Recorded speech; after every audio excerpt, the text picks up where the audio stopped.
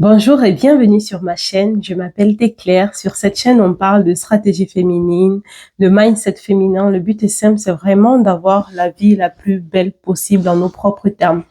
Et j'aborde divers sujets, les sujets de la maternité, réussir en tant que femme et maman en plus de ça.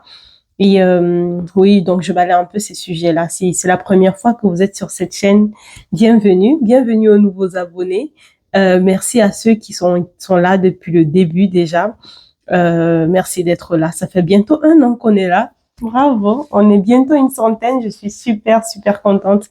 J'aimerais qu'on parle d'un sujet aujourd'hui parce que je suis un peu personnellement dans un challenge de Rich Girl Era en ce moment où je revois mes objectifs. J'essaye de dépasser le niveau que j'ai atteint jusqu'ici et d'aller plus loin dans mes désirs, dans la réalisation de mes propres rêves et de mes envies. Et aujourd'hui, j'aimerais aborder un sujet avec vous. C'est pourquoi les femmes, en plus, mères, oui, donc les femmes mamans, ont cette impression, déjà, même les femmes en général, ont cette impression ou ce sentiment qu'elles seront punies si elles essayent de réaliser leurs rêves, d'atteindre des objectifs ou de réaliser leurs désirs simplement. Ce sujet me tient à cœur parce que c'est vraiment un combat. C'est un combat qu'on a, nous les femmes. Excusez-moi, je me mets bien. Euh, c'est euh, c'est un combat important qu'on a, nous les femmes, parce que on voit autour de nous. Et en plus même, on est nos propres oppresseurs finalement.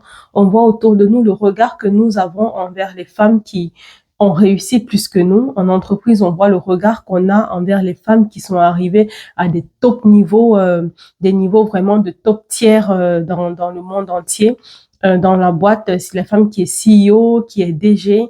On regarde la femme qui du quartier ou bien celle qui est de notre famille, qui, comme on dit souvent, la riche auntie, celle qui est devenue hyper riche sans avoir d'enfants, on la condamne. Celle qui a eu des enfants, qui est quand même allée loin, qui a priorisé aussi sa carrière, ses affaires.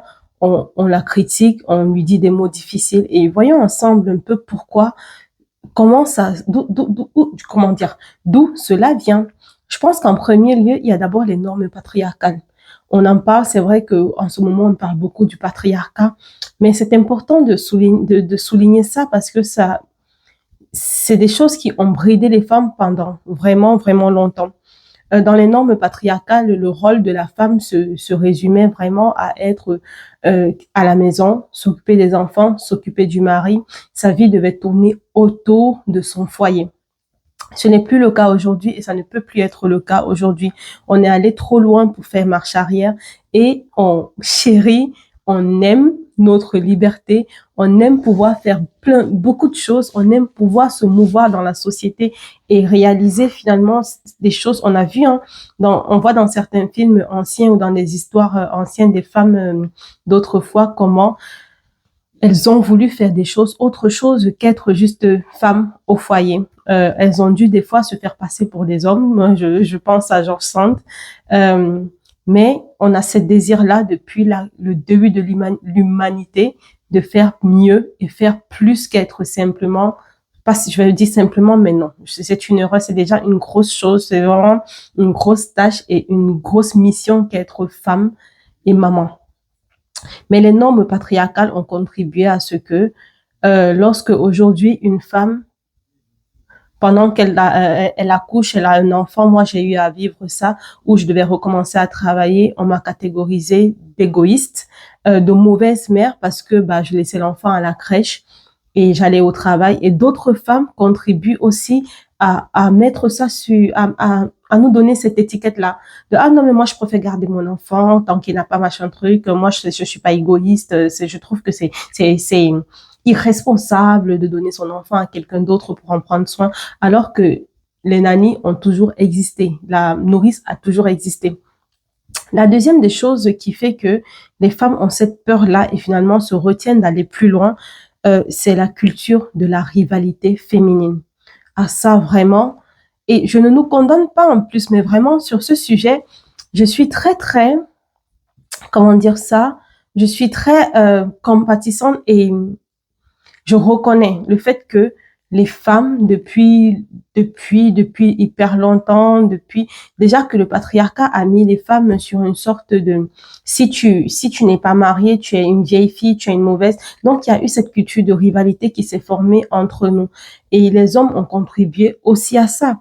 Mais dans cette culture de rivalité moderne maintenant, on a que lorsqu'une femme veut faire plus, veut dépasser un certain niveau. Donc tout le monde était à ce niveau-là. Si une femme veut aller plus loin, elle va se manger des réflexions comme elle se prend pour qui, pourquoi elle, donc par exemple moi là je commence à faire, je parle d'inner work, de soul care, je vais arriver au moment où je vais faire du coaching, j'en fais déjà sur ma chaîne TikTok.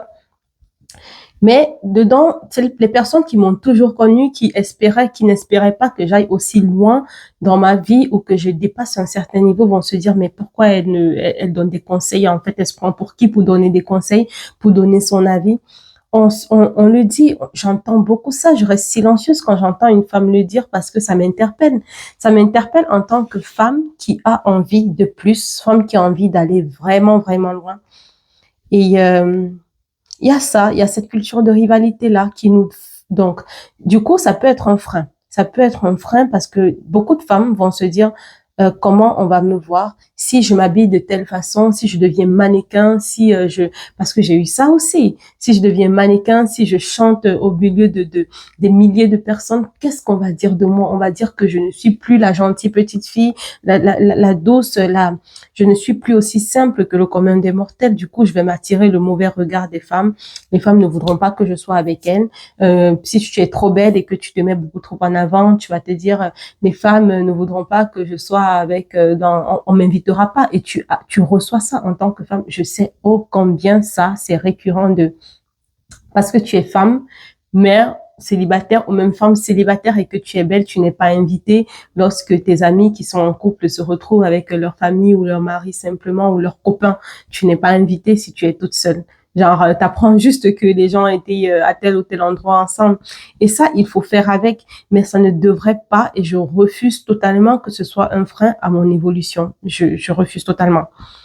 Une autre des raisons pour lesquelles les femmes ont le sentiment qu'elles seront punies si elles essayent, c'est ce plafond de verre et d'inégalité.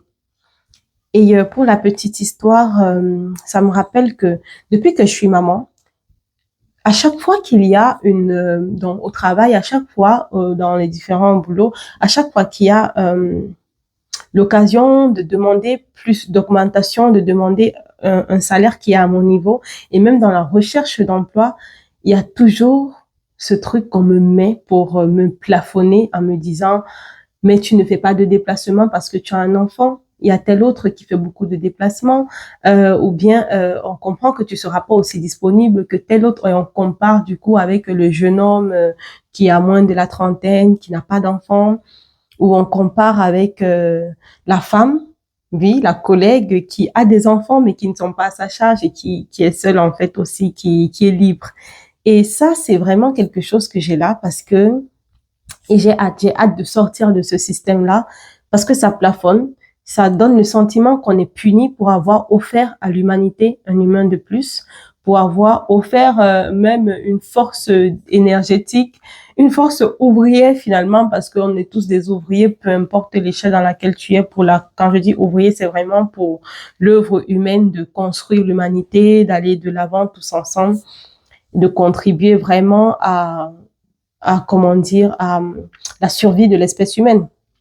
Donc, on néglige ça. Et je suis en mode, mais non, ça va pas du tout. Mais malheureusement, on doit faire face à ça. On doit faire face à ce plafond-là encore plus et encore pire, nous les femmes des minorités. Parce que, donc, moi, je vis en France et quand tu vas chercher du travail et tu as des compétences qu'il faut et tout, parce que tu es une minorité, la première chose qu'on te demande, c'est si tu es étrangère ou tu es française et on te prend, il y a vraiment une différence de traitement. Et en plus de ça, si tu es maman. Donc, il y a cette sorte de, est-ce que si je pousse dans cette société, est-ce que si je pousse le bouchon beaucoup trop loin, je n'aurai pas comme un jugement sur moi? On va pas me punir en me donnant pas tel ou tel autre contrat.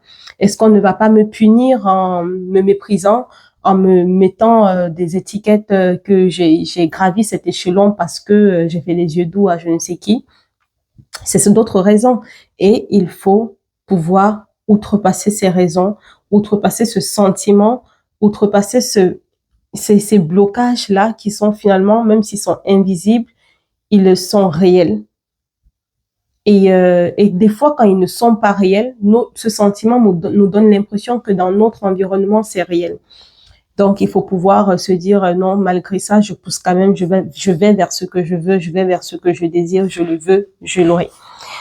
La dernière des choses que j'ai notées par rapport à ces raisons qui font qu'on a le sentiment qu'on sera puni en tant que femme si on essaye d'avoir plus, si on essaye d'avoir autre chose que notre condition habituelle, que notre condition actuelle, si on essaye de changer de réalité, de plier le temps, de plier les épreuves. C'est les stéréotypes liés, j'ai noté, je regarde en bas parce que j'ai noté, donc les stéréotypes liés à la maternité. J'en parlais un peu déjà plus haut quand j'ai parlé du plafond de verre et des inégalités économiques, mais ça, ce n'est pas que pour le boulot, c'est aussi dans la vie de tous les jours.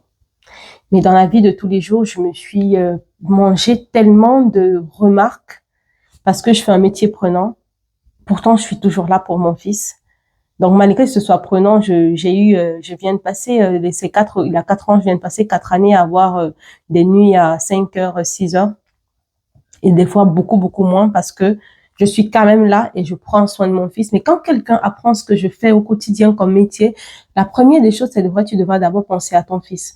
J'essaye de pousser le bouchon un peu plus loin. La première des choses, c'est mais pourquoi tu ne prends pas tel autre métier? Et on me propose un truc qui va me faire gagner beaucoup moins et avoir un style de vie beaucoup moins confortable.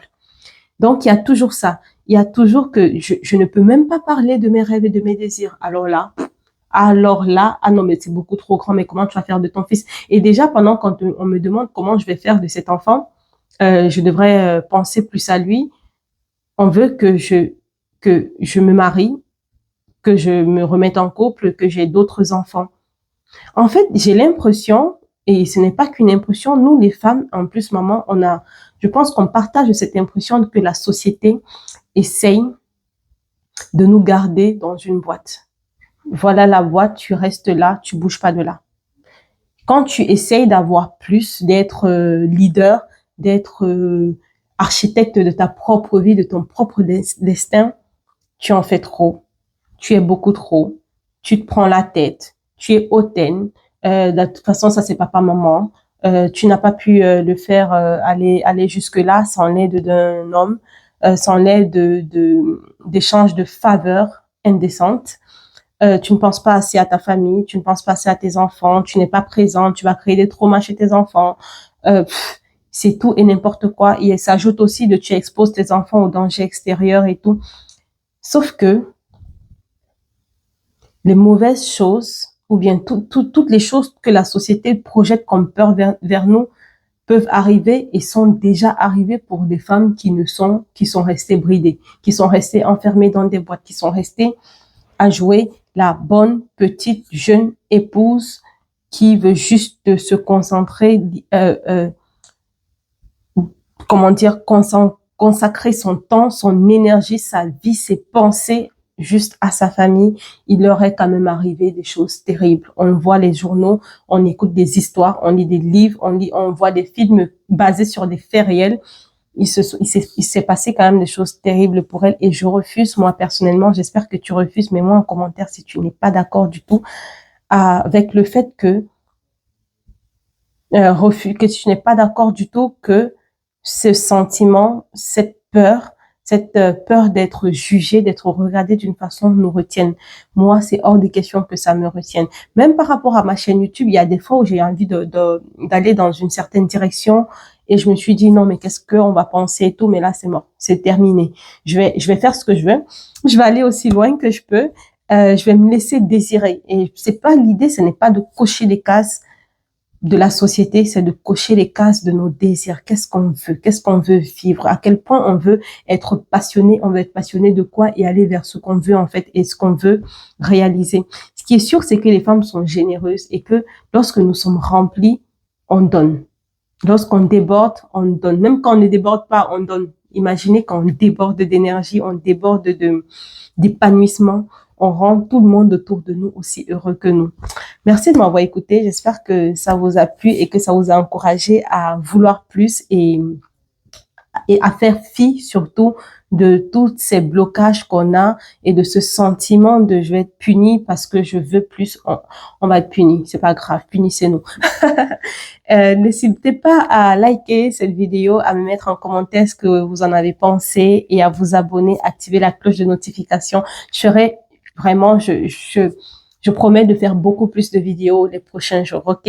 À bientôt pour une prochaine vidéo. Au revoir.